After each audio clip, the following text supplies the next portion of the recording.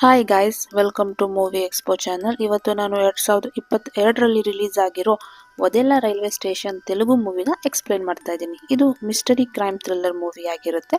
ವಿಡಿಯೋನ ಕೊನೆವರೆಗೂ ನೋಡಿ ನಿಮ್ಮ ಅನಿಸಿಕೆ ಮತ್ತು ಅಭಿಪ್ರಾಯಗಳನ್ನ ಕಮೆಂಟ್ ಮೂಲಕ ತಿಳಿಸಿ. ಇದೇ ಥರ ಬೇರೆ ಬೇರೆ ಮೂವಿ ಎಕ್ಸ್ಪ್ಲೈನ್ ಮಾಡೋದಕ್ಕೆ ನಮಗೆ ಪ್ರೋತ್ಸಾಹ ಸಿಗುತ್ತೆ. ಇನ್ಯಾಕ್ ತಡ, ಬನ್ನಿ ಮೂವಿ ಕತೆ ಒಳಗಡೆ ಹೋಗೋಣ. ಅದಕ್ಕೂ ಮುಂಚೆ ಯಾರೆಲ್ಲ ಸಬ್ಸ್ಕ್ರೈಬ್ ಮಾಡ್ಕೊಳ್ದೆ ಈ ಮೂವಿ ಎಕ್ಸ್ಪ್ಲನೇಷನ್ ನೋಡ್ತಿದ್ದೀರಾ, ಪ್ಲೀಸ್ ಸಬ್ಸ್ಕ್ರೈಬ್ ಮಾಡಿಕೊಂಡು ಸಪೋರ್ಟ್ ಮಾಡಿ. ಮೂವಿ ಸ್ಟಾರ್ಟಿಂಗ್ ಅಲ್ಲಿ ನಾವು ಬೇಸ್ಡ್ ಆನ್ ಟ್ರೂ ಇನ್ಸಿಡೆಂಟ್ಸ್ ಇನ್ ವದೆಲಾ ಅಂತ ತೋರಿಸ್ತಾರೆ. ಹಾಗಿದ್ಮೇಲೆ ಇದು ನೈಜ ಆಧಾರಿತ ಘಟನೆ ಮೇಲೆ ಮೂವಿ ಮಾಡಿದ್ದಾರೆ ಅಂತ ಹೇಳ್ಬೋದು. ಮೂವಿ ಸ್ಟಾರ್ಟಿಂಗ್ ಅಲ್ಲಿ ನಾವು ನೋಡ್ಬೋದು, ಒಬ್ಬ ಹುಡುಗ ಟೀ ಕೆಟಲ್ ಇಟ್ಕೊಂಡು ರೈಲ್ವೆ ಹಳಿನ ದಾಟ್ತಾ ಇರ್ತಾನೆ. ದಾಟ್ಬೇಕಾದ್ರೆ ಅವನು ಸೈಡಲ್ಲಿ ನೋಡ್ತಾನೆ. ನೋಡ್ಬಿಟ್ಟು ಒಂದೇ ಕ್ಷಣಕ್ಕೆ ಶಾಕ್ ಆಗ್ತಾನೆ. ಯಾಕೆ ಅಂದ್ರೆ ಒಬ್ಳು ಹುಡುಗಿ ಮೈಯೆಲ್ಲ ಮಣ್ಣಾಗಿರುವಂತ ಒಂದು ಸ್ಥಿತಿಯಲ್ಲಿ, ಹಾಗೇನೆ ಕೈಯಲ್ಲಿ ಕತ್ತರಿಸಿರೋ ತಲೆನ ಇಟ್ಕೊಂಡು ನಡ್ಕೊಂಡು ಬರ್ಬೇಕಾದ್ರೆ ಆ ಹುಡುಗ ಅದನ್ನ ನೋಡಿ ಶಾಕ್ ಆಗಿ ಎದ್ನೋ ಬಿದ್ನೋ ಅಂತ ಅಲ್ಲಿಂದ ಓಡೋಗ್ತಾನೆ. ಅಕ್ಕಪಕ್ಕ ಇರೋ ಜನಗಳು ಕೂಡ ಅವಳನ್ನ ನೋಡಿ ಎದ್ರುಕೋತಾರೆ. ಅವಳು ರಾಜ್ಯಾರೋಷವಾಗಿ ತಲೆನ ಹಿಡ್ಕೊಂಡು ರೈಲ್ವೆ ಹಳಿಗಳ ಮೇಲೆ ನಡ್ಕೊಂಡ್ ಬರ್ತಾಳೆ. ಅಲ್ಲಿಂದ ಡೈರೆಕ್ಟ್ ಅವಳು ಪೊಲೀಸ್ ಸ್ಟೇಷನ್ಗೆ ಹೋಗ್ತಾಳೆ. ಯಾಕೆ ಅಂದ್ರೆ ಸರೆಂಡರ್ ಆಗಕ್ಕೆ. ತಲೆನ ಎತ್ಕೊಂಡು ಹಾಗೇನೆ ಸ್ಟೇಷನ್ ಒಳಗಡೆ ಹೋಗ್ಬೇಕಾದ್ರೆ ಅಲ್ಲಿರೋ ಅಕ್ಕಪಕ್ಕ ಜನಗಳೆಲ್ಲ ಅವಳನ್ನ ನೋಡಿ ಒಂದೇ ಕ್ಷಣಕ್ಕೆ ದಂಗಾಗ್ತಾರೆ. ಹಾಗೇನೆ ತಲೆನ ತಗೊಂಡೋಗಿ ಲಕ್ಷ್ಮಣ್ ಎಂಬ ಸಬ್ ಇನ್ಸ್ಪೆಕ್ಟರ್ ಟೇಬಲ್ ಮೇಲೆ ಇಟ್ಟು ಸರೆಂಡರ್ ಕೂಡ ಆಗ್ತಾಳೆ. ಆಗ ಸಬ್ ಇನ್ಸ್ಪೆಕ್ಟರ್ ಕೇಳ್ತಾರೆ ಬಾಡಿ ಎಲ್ಲಿದೆ ಅಂತ. ಅವಳು ಅವಾಗ ಹಳೆ ಬಾವಿ ಹತ್ರ ಕರ್ಕೊಂಡು ಬಂದು ಬಾಡಿನ ತೋರಿಸ್ತಾಳೆ. ನೆಕ್ಸ್ಟ್ ಸೀನಲ್ಲಿ ನಾವು ನೋಡ್ಬೋದು, ಬಾವಿಯಿಂದ ಬಾಡಿನ ಹೊರಗೆ ತೆಗಿತಾರೆ. ಹೊರಗೆ ತೆಗಿಯೋ ಟೈಮಲ್ಲಿ ನಾವು ಅಲ್ಲಿ ನೋಡ್ಬೋದು IPS ಆಫೀಸರ್ ಆಗಿರೋ ಅನುದೀಪ್ನ ನೋಡ್ತೀವಿ. ಇವರು IPS ಮುಗಿಸಿ ಟ್ರೈನಿಂಗ್ಗೋಸ್ಕರ ವದೆಲಾಗೆ ಬಂದಿರ್ತಾರೆ. ನೆಕ್ಸ್ಟ್ ಸೀನಲ್ಲಿ ನಾವು ನೋಡ್ಬೋದು, ಸ್ಟೋರಿ 3 ತಿಂಗಳು ಹಿಂದೆ ಹೋಗುತ್ತೆ. ಏನ್ ಸ್ಟೋರಿ ಅಂತ ನೋಡೋಣ ಬನ್ನಿ. ಮೂವಿ ಸ್ಟಾರ್ಟಿಂಗ್ ಅಲ್ಲಿ ನಾವು ವದೆಲಾ ಊರ್ನ ನೋಡ್ಬೋದು. ಹಾಗೇನೆ ನ್ಯೂಸ್ ಪೇಪರ್ನ ಹೆಡ್ಲೈನ್ಸ್ ಕೂಡ ತೋರಿಸ್ತಾರೆ. ಅದ್ರಲ್ಲಿ ಏನಂತ ಇರುತ್ತೆ ಅಂತ ಅಂದ್ರೆ, ಫಸ್ಟ್ ನೈಟ್ ಆಗಿದ್ ನಾಳೆಗೆ ಹುಡುಗಿರುಗಳು ಕಾಣೆಯಾಗಿ ಮರ್ಡರ್ ಮತ್ತೆ ರೇಪ್ ಆಗಿದೆ ಅಂತ ಹೇಳಿ ಪೇಪರ್ನಲ್ಲಿ ಹೆಡ್ಲೈನ್ಸ್ ಇರುತ್ತೆ. ಇವರು ವೆಂಕಟೇಶ್ ಮತ್ತೆ ಮಾಧವಿ ಅಂತ. ಆಗ್ತಾನೆ ಹೊಸದಾಗಿ ಮದುವೆ ಆಗಿ ಫಸ್ಟ್ ನೈಟ್ ಆಗಿರುತ್ತೆ. ಸೊ ಎಲ್ಲರೂ ಅವರಿಬ್ಬರನ್ನ ರೇಗಿಸ್ತಾ ಇರ್ತಾರೆ.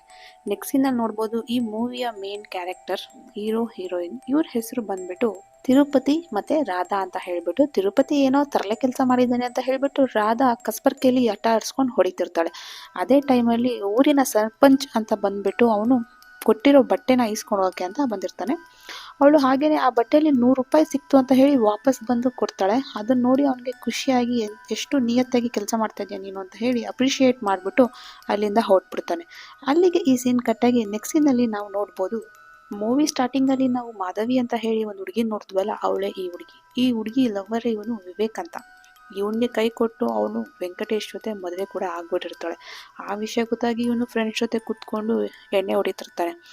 ಎಣ್ಣೆ ಹೊಡಿಯೋ ಟೈಮಲ್ಲಿ ಅವ್ನು ಹೇಳ್ತಾನೆ ಅವಳನ್ನ ಖಂಡಿತ ಬಿಡಲ್ಲ ಅಂತ. ಅದೇ ಥರ ಬೆಳಿಗ್ಗೆ ಆದ ತಕ್ಷಣ ಮಾಧವಿದು ಕೊಲೆ ಆಗಿರುತ್ತೆ. ಅದು ಕೂಡ ರೇಪ್ ಮಾಡಿ ಮರ್ಡರ್ ಮಾಡಿಬಿಟ್ಟಿರ್ತಾರೆ. ಅದು ಗೊತ್ತಾಗಿ ಅವ್ರ ಮನೆಯವರು ಊರಿನವರೆಲ್ಲ ಬಾಡಿನ ನೋಡೋಕ್ಕೆ ಒಂದೇ ಸಮ ಓಡೋಗ್ತಾರೆ ಗಾಬರಿಯಿಂದ. ಅಲ್ಲೋಗಿ ನೋಡಿದ್ರೆ ಪೊಲೀಸರು ಕೂಡ ಬರ್ತಾ ಇರ್ತಾರೆ. ಇವನೇ ತಿರುಪತಿ ತಮ್ಮ ಚಂದು ಅಂತ. ಇವನು ಒಂಥರ ನೋಡ್ತಾನೆ, ಬಟ್ ನಮ್ಗನ್ಸುತ್ತೆ ಇವನೇ ಏನಾದರೂ ಮಾಡಿರ್ಬೋದು ಅಂತ, ಬಿಕಾಸ್ ಆ ರೀತಿ ಲುಕ್ ಕೊಡ್ತಾ ಇರ್ತಾನೆ.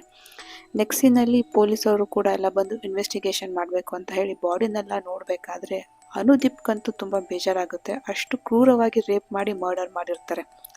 ಅಲ್ಲೇನೆ ಕೂಡ ಅವನು ಅಬ್ಸರ್ವ್ ಮಾಡ್ತಾನೆ, ಒಂದು ಫುಟ್ ಪ್ರಿಂಟ್ನ ನೋಡ್ತಾನೆ. ನೋಡ್ಬಿಟ್ಟು ಅದ್ರದ್ದು ಫೋಟೋ ಕೂಡ ತಗೊಂಡು ಇನ್ವೆಸ್ಟಿಗೇಷನ್ ಮಾಡಬೇಕು ಅಂತ ಹೇಳಿ ಸೈಡಿಗೆ ಬಂದಾಗ ಅಲ್ಲಿಗೆ ಊರಿನ ಸರ್ಪಂಚ್ ಬಂದ್ಬಿಟ್ಟು ಬೇಗ ಬೇಗ ಇನ್ವೆಸ್ಟಿಗೇಷನ್ ಮಾಡಿ ಅಂತ ಹೇಳಿ ಮಾತಾಡ್ಬಿಟ್ಟು ಅಲ್ಲಿಂದ ಹೊರಡ್ತಾನೆ.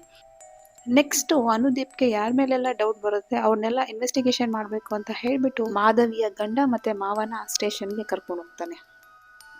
ಜೊತೆಗೆ ಮಾಧವಿಯ ಲವರ್ ಆಗಿರೋ ವಿವೇಕ್ನು ಕೂಡ ಕರ್ಕೊಂಡ್ಬಂದು ಇನ್ವೆಸ್ಟಿಗೇಷನ್ ಮಾಡ್ತಾರೆ. ಸಬ್ ಇನ್ಸ್ಪೆಕ್ಟರ್ಗಂತೂ ಇವನೇ ಕೊಲೆ ಮಾಡಿರೋದು ಅಂತ ಹೇಳಿ ಫಿಕ್ಸ್ ಆಗಿ ಚೆನ್ನಾಗಿ ಟಾರ್ಚರ್ ಕೊಡೋಕ್ಕೆ ಸ್ಟಾರ್ಟ್ ಮಾಡ್ತಾನೆ. ಪಾಪ ಅವನಿಗೆ ತಡ್ಕೊಳಕ್ಕಾಗ್ದೇನೆ ನಾನೇ ಕೊಲೆ ಮಾಡಿರೋದು ಅಂತ ಹೇಳಿ ಒಪ್ಕೊಂಡು ಈಚೆ ಬರೋ ಟೈಮಲ್ಲಿ ಅನುದೀಪ್ನ ನೋಡ್ಬಿಟ್ಟು ಕಾಲನ್ನ ಹಿಡ್ಕೊಂಡು, ಸರ್ ನಾನು ಕೊಲೆ ಮಾಡಿಲ್ಲ, ಇವ್ರು ಕೊಡ್ತಾ ಇರೋ ಟಾರ್ಚರ್ನ ತಡ್ಕೊಳಕ್ಕಾಗ್ದೇನೆ ನಾನು ಒಪ್ಕೊಂಡೆ ಅಂತ ಹೇಳಿ ಅನುದೀಪ್ಗೆ ಹೇಳಬೇಕಾದ್ರೆ ಅನುದೀಪು ಇವನ್ನ ಬಿಟ್ಟು ಕಳಿಸಿ ಅಂತ ಹೇಳ್ತಾನೆ. ಸಬ್ ಇನ್ಸ್ಪೆಕ್ಟರ್ಗೆ ಕೋಪ ಬಂದ್ಬಿಟ್ಟು ನಿನಗಿಂತ ನನಗೆ ಜಾಸ್ತಿ ಎಕ್ಸ್ಪೀರಿಯನ್ಸ್ ಇದೆ ಅಂತ ಎಲ್ಲ ಹೇಳಬೇಕಾದ್ರೆ ಅನುದೀಪು ಒಂದು ಇನ್ವೆಸ್ಟಿಗೇಷನ್ ಬಗ್ಗೆ ಒಂದು ಸ್ವಲ್ಪ ಎಕ್ಸ್ಪ್ಲೈನ್ ಮಾಡ್ತಾನೆ. ಇವನಲ್ಲ ಅಂತ ಹೇಳಿ ಕೂಡ ಪ್ರೂವ್ ಮಾಡ್ತಾನೆ. ಆವಾಗ ಸಬ್ ಇನ್ಸ್ಪೆಕ್ಟರ್ಗೆ ಒಂದು ಫೋನ್ ಕಾಲ್ ಬರುತ್ತೆ, ಇನ್ನೊಂದು ಮರ್ಡರ್ ಮತ್ತು ರೇಪ್ ಆಗಿದೆ ಒಂದು ಹುಡುಗಿದು ಅಂತ ಹೇಳ್ಬಿಟ್ಟು ಅಲ್ಲಿಗೆ ಹೊರಡ್ತಾರೆ ಅನುದೀಪ್ ಮತ್ತು ಸಬ್ ಇನ್ಸ್ಪೆಕ್ಟರ್. ನೆಕ್ಸ್ಟ್ ಸೀನಲ್ಲಿ ನಾವು ನೋಡ್ಬೋದು, ರಾಧಾ ತಿರುಪತಿನ ಆಯುರ್ವೇದ ಕ್ಲಿನಿಕ್ಗೆ ಕರ್ಕೊಂಡ್ಬಂದಿರ್ತಾಳೆ. ಯಾಕೆಂದರೆ ಅವ್ರಿಗೆ 10 ವರ್ಷ ಆದರೂ ಮಕ್ಕಳಾಗಿರಲ್ಲ, ಸೊ ಅದಕ್ಕೆ ತೋರಿಸ್ಬಿಟ್ಟು ಕರ್ಕೊಂಡೋಗೋಣ ಅಂತ ಹೇಳಿ ಬಂದಿರ್ತಾಳೆ. ಅಲ್ಲಿಂದ ಸೀನ್ ಕ್ರೈಮ್ ಸ್ಪಾಟ್ಗೆ ಶಿಫ್ಟ್ ಆಗುತ್ತೆ. ಇಲ್ಲಿ ನಾವು ನೋಡ್ಬೋದು ಜನ ಎಲ್ಲ ಆಲ್ರೆಡಿ ಬಂದು ಸೇರಿರ್ತಾರೆ. ಅಲ್ಲಿಗೆ ಪೊಲೀಸ್ ಕೂಡ ಬಂದು ರೀಚ್ ಆಗ್ತಾರೆ. ಅನುದೀಪು ಇನ್ವೆಸ್ಟಿಗೇಷನ್ ಸ್ಟಾರ್ಟ್ ಮಾಡಬೇಕು ಅಂತ ಹೇಳಿ ಪ್ಲೇಸ್ನೆಲ್ಲ ಅಬ್ಸರ್ವ್ ಮಾಡಬೇಕಾದ್ರೆ ಆ ಹುಡುಗಿನೂ ಕೂಡ ಹಿಂದಿನ ದಿನನೇ ಮದುವೆ ಆಗಿ ಫಸ್ಟ್ ನೈಟ್ ಆಗಿರುತ್ತೆ. ಸೊ ಅವಳು ಕೂಡ ಇವತ್ತು ಮರ್ಡರ್ ಆಗಿದ್ದಾಳೆ. ಸೊ ಅವನು ಅಬ್ಸರ್ವ್ ಮಾಡ್ತಾ ಇದ್ದಂಗೆ ಅವನು ಗೊತ್ತಾಗುತ್ತೆ ಯಾರೋ ಪಕ್ಕ ಸೈಕೋ ಕಿಲ್ಲರೇ ಈ ಥರ ಕೊಲೆ ಮಾಡ್ತಾ ಇರೋದು ಅಂತ ಹೇಳಿ ಫಿಕ್ಸ್ ಆಗ್ತಾನೆ. ಅಕ್ಕಪಕ್ಕ ಜನಗಳನ್ನು ಕೂಡ ವಿಚಾರಿಸ್ತಾನೆ, ಆದರೆ ಅವನಿಗೆ ಯಾವುದೇ ಥರದಂಥ ಇನ್ಫಾರ್ಮೇಷನ್ ಸಿಗಲ್ಲ, ಕ್ಲೂ ಕೂಡ ಸಿಗಲ್ಲ. ಲಾಸ್ಟ್ ಟೈಮ್ ಆದರೆ ಫುಟ್ ಪ್ರಿಂಟ್ ಸಿಕ್ಕಿರುತ್ತೆ, ಈ ಟೈಮ್ ಅದು ಕೂಡ ಸಿಕ್ಕಿರಲ್ಲ. ಸೊ ಅವನಿಗೆ ಡಿಸಪಾಯಿಂಟ್ ಕೂಡ ಆಗುತ್ತೆ. ಸಬ್ ಇನ್ಸ್ಪೆಕ್ಟರ್ ಹೇಳ್ತಾನೆ, ನಾನು ನೋಡ್ಕೋತೀನಿ, ಹೆವಿಯಾಗಿ ಟಾರ್ಚರ್ ಕೊಟ್ಟರೆ ಒಪ್ಕೋತಾರೆ ಅಂತ. ಅಲ್ಲಿಂದ ನೆಕ್ಸ್ಟ್ ಸೀನಲ್ಲಿ ನಾವು ನೋಡ್ಬೋದು, ಅನುದೀಪ್ ಅವ್ರ ಲವರ್ಗೆ ಕಾಲ್ ಮಾಡಿ ಎಲ್ಲ ವಿಷಯನೂ ಹೇಳ್ತಾನೆ. ಆಗ ಅವಳು ಮಾತಾಡೋ ಫ್ಲೋ ಅಲ್ಲಿ ಒಂದು ಗ್ಲೂ ಥರ ಕೊಡ್ತಾಳೆ. ಅದು ಫ್ಲ್ಯಾಶ್ ಆಗಿ ಅವನು ಕ್ರೈಮ್ ಸ್ಪಾಟ್ಗೆ ಬಂದು ಚೆಕ್ ಮಾಡೋಕ್ಕೆ ಸ್ಟಾರ್ಟ್ ಮಾಡ್ತಾನೆ. ಹಂಗೆ ಚೆಕ್ ಮಾಡ್ತಾ ಇರಬೇಕಾದ್ರೆ ಅವನಿಗೆ ಒಂದು ಫೋನ್ ಸಿಗುತ್ತೆ. ಆ ಫೋನು ಆ ಹುಡುಗಿದೇ ಆಗಿರುತ್ತೆ. ಸೊ ಆನ್ ಮಾಡೋಕ್ಕೆ ಟ್ರೈ ಮಾಡ್ತಾನೆ, ಅದು ಆನ್ ಆಗಲ್ಲ, ಬಿಕಾಸ್ ಸ್ವಿಚ್ ಆಫ್ ಆಗಿರುತ್ತೆ. ಸ್ಟೇಷನಿಗೆ ಬಂದು ಆ ಫೋನ್ನ ಚಾರ್ಜ್ ಹಾಕಿ ಆನ್ ಕೂಡ ಮಾಡ್ತಾನೆ. ಎಲ್ಲ ಕಾಂಟ್ಯಾಕ್ಟ್ಸ್ ಮೆಸೇಜಸ್ ಎಲ್ಲ ಚೆಕ್ ಮಾಡ್ತಾನೆ, ಬಟ್ ಅವನಿಗೆ ಯಾವುದೇ ಥರ ಇನ್ಫಾರ್ಮೇಷನ್ ಸಿಗಲ್ಲ. ಸೊ ಅವನು ಬೇಜಾರಲ್ಲಿ ಕುತ್ಕೊಂಡು ಮೇಲ್ ನೋಡಿದಾಗ ಅವನಿಗೆ ಕ್ಯಾಮ್ರಾ ಕಾಣಿಸುತ್ತೆ. CCTV ಕ್ಯಾಮ್ರಾ ಕಾಣಿಸಿದ ತಕ್ಷಣ ಅವನಿಗೆ ಒಂದು ಫ್ಲ್ಯಾಶ್ ಆಗುತ್ತೆ, ವಿಡಿಯೋ ಚೆಕ್ ಮಾಡೋಣ ಇಲ್ಲ ಫೋಟೋ ಚೆಕ್ ಮಾಡೋಣ ಅಂತ. ಅದೇ ಥರ ಗ್ಯಾಲರಿ ಓಪನ್ ಮಾಡಿ ವಿಡಿಯೋ ನೋಡಬೇಕಾದ್ರೆ ಅವನಿಗೊಂದು ಶಾಕ್ ಆಗುತ್ತೆ. ಯಾಕೆ ಅಂದರೆ ಅವಳು ರೇಪ್ ಮತ್ತು ಮರ್ಡರ್ ಆಗೋ ಟೈಮಲ್ಲಿ ಬೈ ಮಿಸ್ ಆಗಿ ರೆಕಾರ್ಡ್ ಆನ್ ಆಗಿರುತ್ತೆ. ಸೊ ಅದು ರೆಕಾರ್ಡ್ ಕೂಡ ಆಗಿರುತ್ತೆ, ಆದರೆ ಕ್ಯಾಮ್ರಾ ಉಲ್ಟಾ ಬಿದ್ದಿರೋ ಕಾರಣ ಅದು ಏನು ಫೇಸ್ ಕಾಣಿಸ್ತಾ ಇರಲ್ಲ, ಬರೀ ವಾಯ್ಸ್ ಮಾತ್ರ ಕೇಳಿಸ್ತಾ ಇರುತ್ತೆ. ಅದನ್ನು ಕೇಳಿಸ್ಕೊಂಡು ಅವನಿಗೆ ತುಂಬ ಬೇಜಾರಾಗುತ್ತೆ. ಯಾಕೆಂದರೆ ಅವನು ಅಷ್ಟು ಟಾರ್ಚರ್ ಕೊಟ್ಟು ರೇಪ್ ಮಾಡಿ ಮರ್ಡರ್ ಮಾಡಿರ್ತಾನೆ. ಸೊ ಕಾನ್ಸ್ಟೇಬಲ್ಸ್, ಸಬ್ ಇನ್ಸ್ಪೆಕ್ಟರ್ ಎಲ್ಲ ಹೇಳ್ತಾರೆ ಅವನ್ನ ಯಾವುದೇ ಕಾರಣಕ್ಕೂ ಬಿಡಬಾರ್ದು, ನೆಕ್ಸ್ಟು ಮರ್ಡರ್ ಆಗೋಕ್ಕಿಂತ ಮುಂಚೆ ಅವನಿಗೆ ಶಿಕ್ಷೆ ಕೊಡಿಸ್ಬೇಕು ಅಂತ ಹೇಳಿ ಎಲ್ಲರೂ ಫಿಕ್ಸ್ ಆಗ್ತಾರೆ. ಅಲ್ಲಿಂದ ನಾವು ನೆಕ್ಸ್ಟ್ ಸೀನಲ್ಲಿ ನೋಡ್ಬೋದು, ಚಂದುಗೆ ಒಬ್ಬ ಫ್ರೆಂಡ್ ಇರ್ತಾನೆ, ಅವನು ಫೋಟೋಗ್ರಾಫರ್ ಶಾಂಬಾ ಅಂತ ಹೇಳ್ಬಿಟ್ಟು. ಇವರಿಬ್ಬರದು ಒಂದು ಕೆಟ್ಟ ಬುದ್ಧಿ ಏನು ಅಂತ ಅಂದರೆ ಹುಡುಗಿರ್ದು ಪ್ರೈವೇಟ್ ವೀಡಿಯೋಗಳನ್ನ ಮಾಡಿಕೊಂಡು ಎಕ್ಸ್ಚೇಂಜ್ ಮಾಡಿಕೊಂಡು ನೋಡ್ಕೊಂಡು ಎಂಜಾಯ್ ಮಾಡ್ತಾ ಇರ್ತಾರೆ. ಚಂದು ಏನು ಮಾಡ್ತಾನೆ ಅಂದರೆ ಅವನು ಮದುವೆ ಆಗುವಂಥ ಹುಡುಗಿ ವೀಡಿಯೋ, ಅಂದರೆ ಅವಳು ಸ್ನಾನ ಮಾಡೋಕ್ಕೆ ಹೋಗ್ತಾ ಇರ್ತಾಳೆ, ಆ ವಿಡಿಯೋನು ಕೂಡ ಮಾಡಿಕೊಂಡು ನೋಡೋಕ್ಕೆ ಸ್ಟಾರ್ಟ್ ಮಾಡ್ತಾನೆ. ಅಲ್ಲಿಂದ ನೆಕ್ಸ್ಟ್ ಸೀನಲ್ಲಿ ನಾವು ನೋಡ್ಬೋದು, ಪೊಲೀಸ್ಗೆ ಸಿಕ್ಕಿರುತ್ತಲ್ಲ ವಿಡಿಯೋದಲ್ಲಿ ಒಂದು ಆಡಿಯೋ ಪ್ಲೇ ಇರುತ್ತೆ. ಸೊ ಈ ಆಡಿಯೋ ಎಲ್ಲಾದರೂ ಕೇಳಿದ್ದೀರಾ ಅಂತ ಹೇಳಿಬಿಟ್ಟು ಇಡೀ ಊರಲ್ಲೇ ಇನ್ವೆಸ್ಟಿಗೇಷನ್ ಮಾಡೋಕ್ಕೆ ಸ್ಟಾರ್ಟ್ ಮಾಡ್ತಾರೆ. ಎಲ್ರಿಗೂ ಕೇಳೋಕ್ಕೂ ಕೂಡ ವಿಡಿಯೋ ಕೇಳಿಸಿ ಚೆಕ್ ಮಾಡಬೇಕಾದ್ರೆ ಚಂದು ಇದು ಫೋಟೋಗ್ರಾಫರ್ ಆಗಿರೋ ಶಾಂಬಾ ಅದು ಅಂತ ಹೇಳಿಬಿಡ್ತಾನೆ. ಶಾಂಬಾನ ಪೊಲೀಸ್ ಸ್ಟೇಷನ್ ಅವ್ರು ಕರ್ಕೊಂಡು ಬಂದು ಚೆನ್ನಾಗಿ ಎಂಕ್ವೈರಿ ಮಾಡ್ತಾರೆ. ಹಾಗೆಯೇ ಆಡಿಯೋ ಟೆಸ್ಟ್ ಮಾಡಿಸ್ಬೇಕು ಅಂತ ಹೇಳಿ ಆಡಿಯೋ ಚೆಕ್ ಮಾಡಿದಾಗಲೂ ಕೂಡ ಅದು ಮ್ಯಾಚ್ ಆಗಲ್ಲ. ಅನುದೀಪ್ಗೆ ಏನು ಮಾಡಬೇಕು ಅಂತಲೇ ಗೊತ್ತಾಗ್ತಾ ಇಲ್ಲ. ಅದೇ ಟೈಮಲ್ಲಿ ಲಾಯರ್ ಬಂದುಬಿಟ್ಟು ನಮ್ಮ ಕ್ಲೈಂಟ್ನ ಯಾಕೆ ಕರ್ಕೊಂಬಂದಿದ್ದೀರಾ ಅಂತ ಹೇಳಿ ಅವ್ರನ್ನ ಅಲ್ಲಿಂದ ಬಿಡಿಸ್ಕೊಂಡು ಕರ್ಕೊಂಡು ಹೊರಟೋಗ್ಬಿಡ್ತಾರೆ. ನೆಕ್ಸ್ಟ್ ಸೀನ್ ನಾವು ನೋಡ್ಬೋದು, ಅನುದೀಪ್ ಒಂದು ಪ್ಲ್ಯಾನ್ ಮಾಡ್ತಾನೆ. ಆ ಪ್ಲ್ಯಾನ್ನ ಎಲ್ಲರ ಮುಂದೆ ಎಕ್ಸ್ಪ್ಲೈನ್ ಮಾಡೋಕ್ಕೆ ಕೂಡ ಸ್ಟಾರ್ಟ್ ಮಾಡ್ತಾನೆ. ಏನು ಪ್ಲ್ಯಾನು ಅಂತ ಅಂದರೆ ಇಡೀ ಊರಿನ ಗಂಡಸರ DNA ಟೆಸ್ಟ್ ಮಾಡಿಸ್ಬೇಕು ಅಂತ ಹೇಳಿ ಫಿಕ್ಸ್ ಆಗ್ತಾನೆ. ಆದರೆ ಅದನ್ನು ಕೇಳಿ ಸಬ್ ಇನ್ಸ್ಪೆಕ್ಟರ್ ಒಂದೇ ನಿಮಿಷಕ್ಕೆ ಶಾಕ್ ಆಗ್ತಾನೆ. ಯಾಕೆ ಅಂದರೆ ಒಬ್ಬರು ಇಬ್ಬರು ಅಲ್ಲ ಚೆಕ್ ಮಾಡ್ಸೋಕ್ಕಿರೋದು, ಸಾವಿರಾರು ಜನ ಇದ್ದಾರೆ. ಸೊ ರಿಪೋರ್ಟ್ ಕೂಡ ಬೇಗ ಬರಲ್ಲ, ಇದು ಆಗದೇ ಇರೋ ಕೆಲಸ ಅಂತ ಹೇಳಿದಾಗ ಅನುದೀಪ್ ಹೇಳ್ತಾನೆ, ಫಸ್ಟ್ ಡೇ ನಮಗೆ ಸಿಕ್ಕಿರೋ ಒಂದು ಸ್ಲಿಪ್ಪರ್ ಸೈಜ್ ಅಂದರೆ ಫುಟ್ ಮಾರ್ಕ್ ತಗೊಂಡು ಹಾಗೆಯೇ ರೇಪ್ ಆದಮೇಲೆ ಹುಡುಗಿರ ಮೈಯಲ್ಲಿ ಇರೋ ಸೀಮನ್ ಸ್ಪೆಸಿಮೆನ್ದು ವಯಸ್ಸಿನ ಅಂದಾಜಿನ ಮೇಲೆ 20 ರಿಂದ 25 ಜನ ಗಂಡಸರದ್ದು ನಾವು DNA ಟೆಸ್ಟ್ ಮಾಡಿಸ್ಬೇಕಾಗುತ್ತೆ. ಅದು ರಿಪೋರ್ಟ್ ಕೂಡ ಬೇಗ ಬರುತ್ತೆ ಅಂತ ಹೇಳಿ ಈ ಪ್ಲ್ಯಾನ್ನ ಫಿಕ್ಸ್ ಮಾಡ್ಕೋತಾರೆ. ಅದೇ ಟೈಮಲ್ಲಿ ಊರಿನ ಸರ್ಪಂಚ್ ಬಂದ್ಬಿಟ್ಟು ಅವನ ಮಗಳ ಮದುವೆ ಕಾರ್ಡ್ನ ಕೊಡೋಕ್ಕೆ ಸ್ಟೇಷನ್ಗೆ ಬರ್ತಾನೆ. ಈಗ ತಾನೇ ಮದುವೆ ಆಗಿರೋ ಹುಡುಗಿರುಗಳನ್ನೆಲ್ಲ ಕೊಲೆ ಆಗ್ತಾ ಇದೆ, ಆದರೆ ಯಾವ ಧೈರ್ಯದ ಮೇಲೆ ಈ ಸರ್ಪಂಚ್ ಮದುವೆ ಫಿಕ್ಸ್ ಮಾಡಿದ್ದಾನೋ ಗೊತ್ತಿಲ್ಲ. ಸೊ ಅವನು ಟ್ರೈ ಮಾಡ್ತಾನೆ ಕನ್ವಿನ್ಸ್ ಮಾಡೋಕ್ಕೆ ಮದುವೆ ಕ್ಯಾನ್ಸಲ್ ಮಾಡಿ ಅಂತ, ಬಟ್ ಸರ್ಪಂಚ್ ಒಪ್ಪಲ್ಲ. ಆದ್ರೂ ಕೂಡ ಮದುವೆ ಮಾಡೇ ಬಿಡ್ತಾನೆ. ಕಾಲೆಲ್ಲ ಮಾಡಿ ಕೂಡ ಟ್ರೈ ಮಾಡ್ತಾನೆ, ಬಟ್ ನೋ ಯೂಸ್. ಮದುವೆ ಆದಮೇಲೆ ಏನೂ ಮಾಡೋಕ್ಕಾಗಲ್ಲ ಅಂತ ಹೇಳಿ ಸೆಕ್ಯೂರಿಟಿ ಕೊಡ್ತಾನೆ. ಸೆಕ್ಯೂರಿಟಿ ಕೊಡೋ ಟೈಮಲ್ಲಿ ನಾವು ನೋಡ್ಬೋದು, ಮದುವೆ ಮೆರವಣಿಗೆ ಹೋಗ್ತಾ ಇರುತ್ತೆ. ಆ ಮದುವೆ ಮೆರವಣಿಗೆಯಲ್ಲೂ ಕೂಡ ಫೋಟೋಗ್ರಾಫರ್ ಒಂಥರ ನೋಡ್ತಾ ಇರ್ತಾನೆ ಅವಳನ್ನ. ಸೊ ನಮಗೆ ಚಂದು ಮೇಲಿದ್ದ ಡೌಟು ಈಗ ಫೋಟೋಗ್ರಾಫರ್ ಮೇಲೆ ಶಿಫ್ಟ್ ಆಗುತ್ತೆ. ಸೊ ಯಾಕಂದ್ರೆ ಅವನು ಆ ಹುಡುಗಿನ ಒಂಥರ ನೋಡಿ ಫೋಟೋ ಕೂಡ ತೆಗಿತಾ ಇರ್ತಾನೆ. ನೆಕ್ಸ್ಟ್ ನಾವು ನೋಡ್ಬೋದು ಕಾನ್ಸ್ಟೇಬಲ್ಸ್ ಮನೆ ಮುಂದೆನೆ ಕಾವಲು ಕಾಯ್ಕೊಂಡು ನಿಂತಿರ್ತಾರೆ. ಒಳಗಡೆ ಅವ್ರದ್ದು ಫಸ್ಟ್ ನೈಟ್ ನಡೀತಾ ಇರುತ್ತೆ. ಅನುದೀಪ್ ಅವಾಗ ಕಾಲ್ ಮಾಡಿ ಅಪ್ಡೇಟ್ಸ್ ಕೂಡ ಕೇಳ್ತಾ ಇರ್ತಾನೆ. ಯಾಕೆ ಅಂದ್ರೆ ಬ್ಯಾಕ್ ಟು ಬ್ಯಾಕ್ ಕೊಲೆ ಆಗ್ತಿರೋದ್ರಿಂದ ಅವನಿಗೆ ಕನ್ಫರ್ಮ್ ಇರುತ್ತೆ ಈ ಹುಡುಗಿನೂ ಕೂಡ ಕಿಡ್ನಾಪ್ ಮಾಡೋ ಚಾನ್ಸಸ್ ಇರುತ್ತೆ ಅಂತ ಹೇಳ್ಬಿಟ್ಟು. ಪಾಪ ಆ ಇಬ್ರು ಕಾನ್ಸ್ಟೇಬಲ್ಸ್ ನೈಟ್ ಪೂರ ನಿದ್ದೆಗೆಟ್ಟು ಮನೆ ಮುಂದೆನೆ ನಿಂತ್ಕೊಂಡು ಎಲ್ಲಾ ಕಡೆ ವಾಚ್ ಮಾಡ್ತಾ ಇರ್ತಾರೆ. ಮಾರ್ನಿಂಗ್ ಆಗುತ್ತೆ. ಆ ಸರ್ಪಂಚ್ ಮಗಳು ಈಚೆ ಬಂದ್ಬಿಟ್ಟು ಅವಳ ಫ್ರೆಂಡ್ ನ ಡ್ರಾಪ್ ಮಾಡ್ಬೇಕು ಅಂತ ಹೇಳಿ ಹೋಗ್ಬೇಕಾದ್ರೆ ಆ ಕಾನ್ಸ್ಟೇಬಲ್ಸ್ ಕೂಡ ಅವ್ರಿಂದನೇ ಹೋಗ್ತಾರೆ ಫಾಲೋ ಮಾಡ್ಕೊಂಡು ಸೇಫ್ಟಿಗೋಸ್ಕರ. ಹಂಗೇನೆ ಟ್ರೈನ್ ಬರೋದು ಲೇಟ್ ಆಗುತ್ತೆ ಅಂತ ಹೇಳ್ಬಿಟ್ಟು ಪಕ್ಕದಲ್ಲೇ ಬೆಂಚ್ ಮೇಲೆ ಇಬ್ರು ಕೂತ್ಕೊಂಡು ಮಾತಾಡ್ತಿರ್ತಾರೆ. ಹಾಗೇನೆ ಆ ಇಬ್ರು ಕಾನ್ಸ್ಟೇಬಲ್ಸ್ ಟೀ ಕುಡಿಯೋಣ ಅಂತ ಹೇಳಿ ಟೀ ಅಂಗಡಿ ಹತ್ರ ಹೋಗ್ತಾರೆ.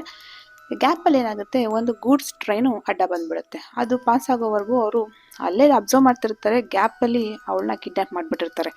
ಆ ಕಾನ್ಸ್ಟೇಬಲ್ಸ್ಗೆ ಏನು ಮಾಡಬೇಕು ಅಂತಲೇ ಗೊತ್ತಾಗದೆ ತಕ್ಷಣಕ್ಕೆ ಅನುದೀಪ್ಗೆ ಕಾಲ್ ಮಾಡಿಬಿಟ್ಟು ಎಲ್ಲ ಇನ್ಫಾರ್ಮ್ ಮಾಡ್ತಾರೆ, ಹುಡುಗಿ ಕಿಡ್ನಾಪ್ ಆಗಿದ್ದಾಳೆ ಅಂತ ಹೇಳ್ಬಿಟ್ಟು.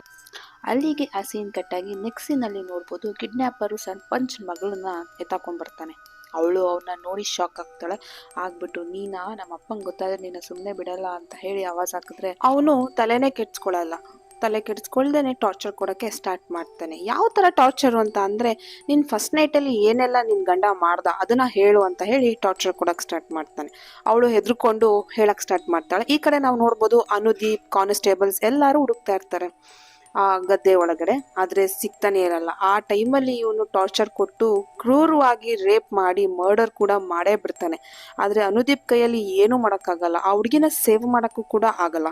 ಸಡನ್ಲಿ ಕಾನ್ಸ್ಟೇಬಲ್ಸು ಅವನಿರೋ ಕಡೆಗೆ ಬರ್ತಾರೆ. ತಿರುಪತಿ ಅದನ್ನ ನೋಡಿ ಶಾಕ್ ಆಗಿ ಒಂದು ಕಲ್ಲನ್ನ ತೆಗೆದು ಕಾನ್ಸ್ಟೇಬಲ್ ಮೇಲೆ ಹೆಸದ್ಬಿಟ್ಟು ಅಲ್ಲಿಂದ ತಪ್ಪಿಸ್ಕೊಳ್ಳೋಕೆ ಓಡೋಗ್ತಾನೆ. ಅದೇ ಟೈಮಲ್ಲಿ ಅನುದೀಪ್ ಅವನ್ನ ಚೇಸ್ ಮಾಡ್ತಾನೆ. ಆದರೆ ಕೈಗೆ ಸಿಗಲ್ಲ. ಶೂಟ್ ಕೂಡ ಮಾಡ್ತಾನೆ, ಆದರೂ ಕೂಡ ತಪ್ಪಿಸ್ಕೊಂಡು ಓಡೋಗೋ ಟೈಮಲ್ಲಿ ತಿರುಪತಿ ತಮ್ಮ ಚಂದು ಅಲ್ಲೇ ಇರ್ತಾನೆ. ಅದು ಅನ್ಎಕ್ಸ್ಪೆಕ್ಟೆಡ್ ಆಗಿರುತ್ತೆ. ಬಟ್ ಅವನೇನೆ ರೇಪ್ ಮತ್ತು ಮರ್ಡರ್ ಮಾಡ್ತಾ ಇರೋದು ಅಂತ ಹೇಳಿ ಅವನ್ನ ಸ್ಟೇಷನ್ಗೆ ಎತ್ತಾಕೊಂಡು ಹೋಗ್ತಾರೆ. ಎತ್ತಾಕೊಂಡೋಗಿ ಎನ್ಕ್ವೈರಿ ಮಾಡಿ ಚೆನ್ನಾಗಿ ಟಾರ್ಚರ್ ಕೊಟ್ಟು ಎಲ್ಲ ಹೊಡಿತಾರೆ, ಬಡಿತಾರೆ. ಬಟ್ ಅವನು ಅಪರಾಧಿ ಆಗಿಲ್ದಿರೋ ಕಾರಣ ಅವನು ಯಾವುದನ್ನು ಒಪ್ಕೊಳ್ಳಲ್ಲ. ನಾನು ನಿರಪರಾಧಿ, ನಾನೇನು ತಪ್ಪು ಮಾಡಿಲ್ಲ ಅಂತ ಹೇಳಿ ಕನ್ವಿನ್ಸ್ ಮಾಡೋಕ್ಕೆ ಟ್ರೈ ಮಾಡ್ತಾನೆ. ಬಟ್ ಸಬ್ ಇನ್ಸ್ಪೆಕ್ಟರ್ ಇರೋ ಕೋಪದಲ್ಲಿ ಚೆನ್ನಾಗಿ ಟಾರ್ಚರ್ ಕೊಟ್ಟು ಚೆನ್ನಾಗಿ ಹೊಡಿತಾನೆ. ಈ ಕಡೆ ರಾಧಾಗೂ ಮತ್ತೆ ತಿರುಪತಿಗೂ ವಿಷಯ ಗೊತ್ತಾದ ತಕ್ಷಣ ಎದ್ನೋ ಬಿದ್ನೋ ಅಂತ ಪೊಲೀಸ್ ಸ್ಟೇಷನ್ಗೆ ಚಂದುನ ನೋಡಕ್ಕೆ ಹೋಗ್ತಾರೆ. ಅಲ್ಲಿಗೆ ಈ ಸೀನ್ ಕಟ್ಟಾಗಿ ನೆಕ್ಸ್ಟ್ ಸೀನಲ್ಲಿ ನಾವು ನೋಡ್ಬೋದು ಸರ್ಪಂಚು ಎಸ್ ಐ ಹತ್ರ ಹೋಗ್ಬಿಟ್ಟು ದುಡ್ಡು ಕೊಟ್ಬಿಟ್ಟು ಚಂದುನ ನನ್ನ ಜೊತೆ ಕಳಿಸ್ಬಿಡು ಅಂತ ಹೇಳ್ತಾನೆ.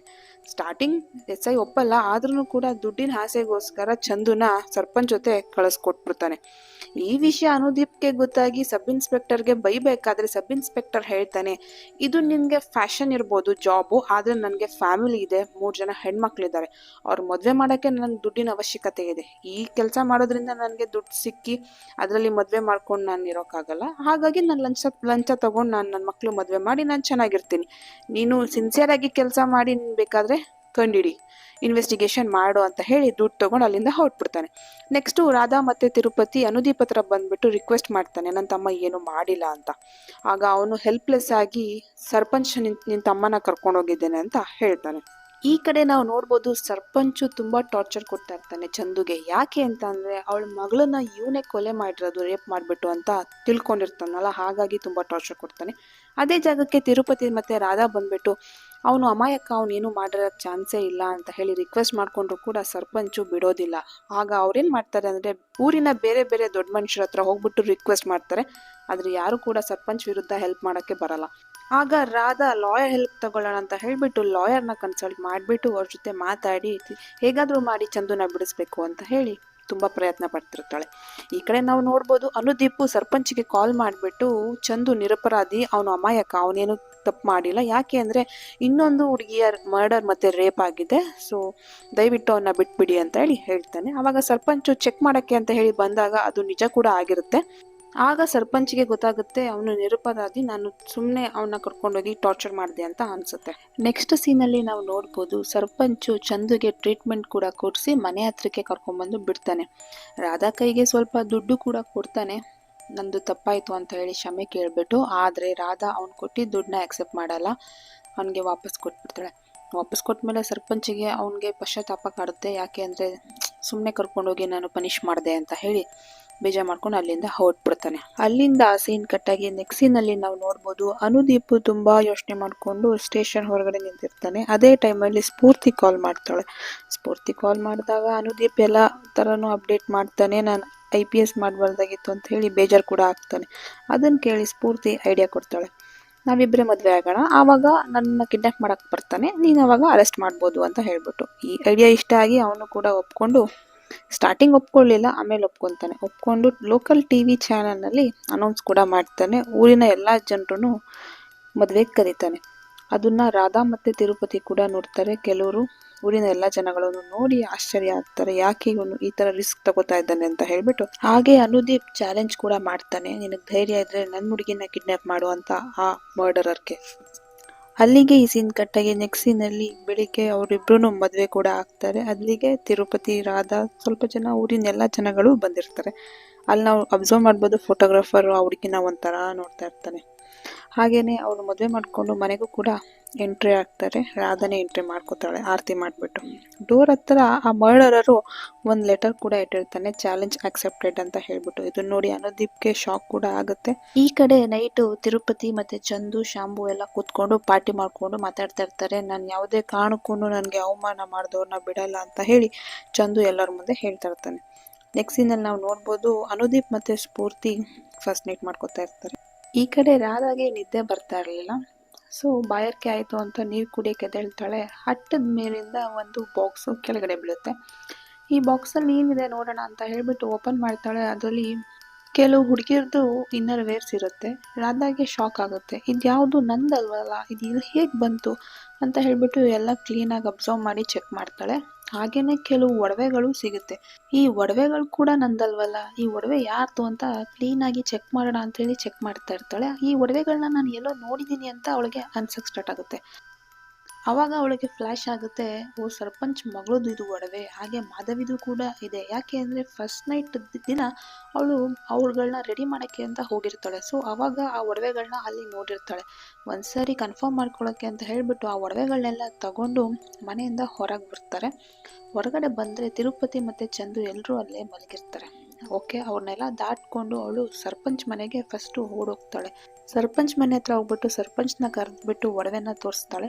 ಈ ಒಡವೆ ನಿಮ್ಮ ಮಗಳದ ನೋಡಿ, ಕರೆಕ್ಟಾಗಿ ನೋಡಿ, ಅಬ್ಸರ್ವ್ ಮಾಡಿಬಿಟ್ಟು ನೋಡ್ಬಿಟ್ಟು ಹೇಳಿ, ನನಗೆ ನಿಜ ಹೇಳಿ ಅಂತ ಹೇಳ್ಬಿಟ್ಟು ಹೇಳ್ತಾಳೆ. ಆ ಸರ್ಪಂಚ್ ಕೂಡ ಒಡವೆ ನೋಡ್ಬಿಟ್ಟು ಇದು ನನ್ನ ಮಗಳದೇ, ಎಲ್ಲಿ ಸಿಕ್ತು ಹೇಳು ಅಂತ ಹೇಳಿದಾಗ ಅವಳಿಗೆ ಶಾಕ್ ಆಗಿ ಒಂದೇ ಸಮ ಅಲ್ಲಿಂದ ಮಾಧವಿ ಮನೆ ಕಡೆ ಓಡೋಗ್ತಾಳೆ. ಮಾಧವಿ ಮನೆಗೂ ಹೋಗ್ಬಿಟ್ಟು ಇದು ಮಾಧವಿದ ಒಡವೆ, ಒಂದ್ಸರಿ ಚೆಕ್ ಮಾಡಿ ಹೇಳಿ ಅಂತ ಹೇಳ್ಬಿಟ್ಟು ಅವ್ರ ತಾಯಿನ ಕೇಳಬೇಕಾದ್ರೆ ಅವಳು ಕೂಡ ಹೌದು ಇದು ಮಾಧವಿ ಒಡವೆನೇ, ನಿನ್ಗೆ ಎಲ್ಲಿ ಸಿಕ್ತು ಹೇಳು ರಾಧಾ ಅಂತ ಕೇಳಿದ್ರು. ಅವಳೇನು ರೆಸ್ಪಾನ್ಸ್ ಮಾಡಲ್ಲ. ಅಲ್ಲಿಂದ ಯಾರ್ದೆಲ್ಲ ಮರ್ಡರ್ ಆಗಿರುತ್ತೆ ಅವ್ರಗಳ ಮನೆಗೆ ಹೋಗ್ಬಿಟ್ಟು ಈ ಒಡವೆ ನಿಮ್ಮ ಮಗಳದ ಅಂತ ಹೇಳ್ಬಿಟ್ಟು ಅವಳು ಎಲ್ಲಾದರೂ ಚೆಕ್ ಮಾಡ್ಕೋತಾ ಇರ್ತಾಳೆ.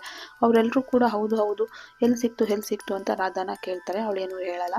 ಅಲ್ಲಿಂದ ಮನೆಗೆ ಬಂದ್ಬಿಟ್ಟು ತಿರುಪತಿ ಮತ್ತು ಚಂದುನ ನೋಡ್ತಾಳೆ. ಅವರಿಬ್ರು ಅಲ್ಲಿರೋದೇ ಇಲ್ಲ. ಅವಳಿಗೆ ಶಾಕ್ ಆಗುತ್ತೆ. ಸೊ ಅಲ್ಲಿಂದ ಹೊರಟ್ಬಿಟ್ಟು ಅನುದೀಪ್ಗೆ ಕಾಲ್ ಮಾಡೋಕ್ಕೆ ಟ್ರೈ ಮಾಡ್ತಾ ಇರ್ತಾಳೆ. ಬಟ್ ಅನುದೀಪ್ದು ಕಾಲ್ ಕನೆಕ್ಟೇ ಆಗ್ತಿರಲ್ಲ. ಬೆಳಗಾಗುತ್ತೆ.